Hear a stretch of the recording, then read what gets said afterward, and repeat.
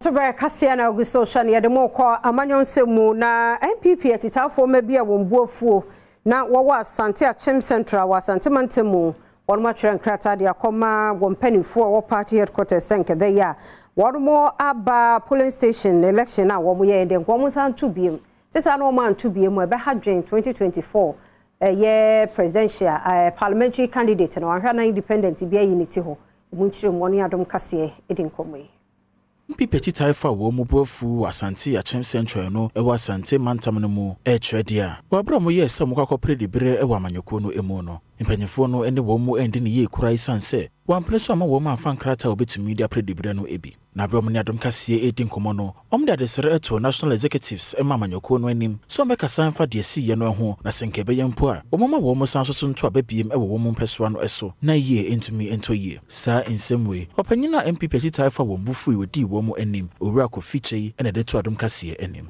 national and a copy forms at the mark, yes, one more, Yanabi. A call national, a debate, vetting, the anti vetting will be here, the Etiana say, Abon Abedeja, say, I am Abon. And by I'm so at the Sa, a dear way who petition, a call national, the anti will be here.